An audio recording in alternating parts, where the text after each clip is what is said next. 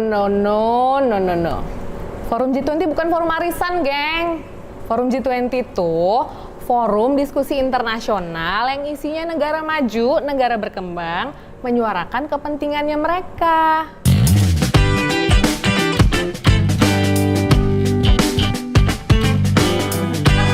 Yuk.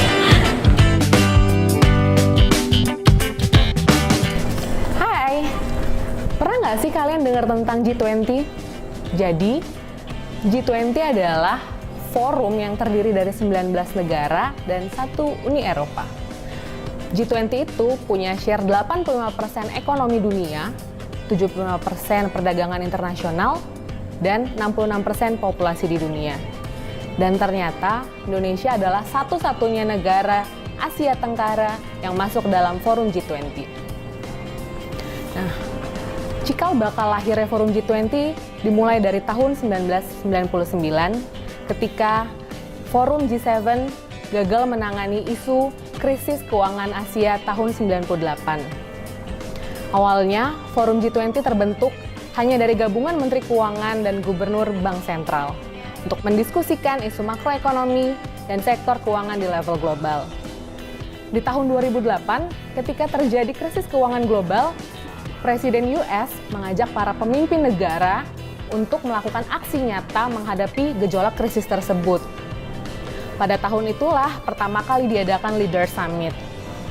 Jadi, sejak tahun 2010, pertemuan G20 rutin diadakan tahunan dan penyelenggaranya juga berbeda setiap tahunnya. Seperti pada tahun ini, tahun 2020, Arab Saudi menjadi presidensi atau tuan rumah dari kegiatan Forum G20 selama 1 tahun ini. Nah, presidensi Arab Saudi dimulai pada 1 November 2019 dan berakhir pada 30 November 2020.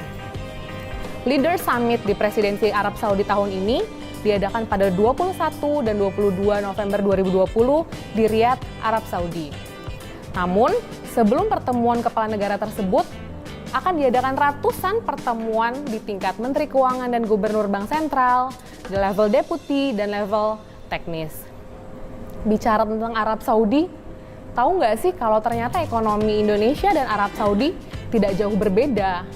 Kedua negara memiliki perekonomian yang relatif banyak ditopang oleh sumber daya alam.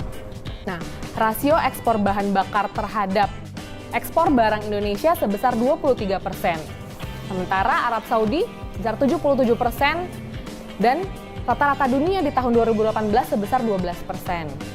Selain itu, sebagai negara dengan pendapatan yang tinggi, Arab Saudi juga mengalami masalah pengangguran yang sama dengan Indonesia, di mana tingkat pengangguran di Indonesia mencapai 5,5% dan Arab Saudi mencapai 6% di tahun 2017. Kerjasama Indonesia dengan Arab Saudi sudah terjalin cukup baik karena hingga saat ini sudah ada 44 proyek investasi Arab Saudi di Indonesia. Antaranya ada pembangunan rumah sakit dan universitas negeri.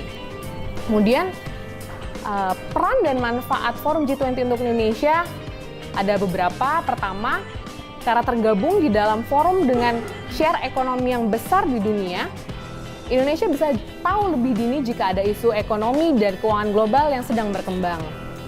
Hal ini bisa dimanfaatkan oleh Indonesia untuk mengantisipasi isu tersebut. Selain itu, Indonesia juga bisa mendapatkan dukungan untuk mendorong interest nasionalnya di dalam forum G20, seperti mengatasi isu-isu dalam perpajakan, di dalam digital economy, kemudian mewujudkan investasi infrastruktur yang berkualitas, kemudian mewujudkan sektor keuangan yang lebih tangguh dan sustainable, dan mendukung keanggotaan Indonesia dalam Financial Action Task Force atau FATF dalam memerangi money laundering and terrorism financing. Tentunya, dalam forum G20, Indonesia juga mendapatkan keuntungan dari sisi exposure, karena Indonesia makin dikenal dalam forum-forum internasional.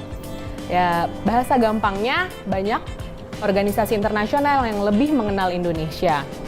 Kemudian, event terdekat dari presidensi G20 tahun ini adalah 22 dan 23 Februari nanti, di mana akan diadakan pertemuan level Menteri Keuangan dan Gubernur Bank Sentral di Riyadh, Arab Saudi. Apa saja yang akan dibicarakan dan diputuskan? Tunggu info lanjutannya di Medsos BKF.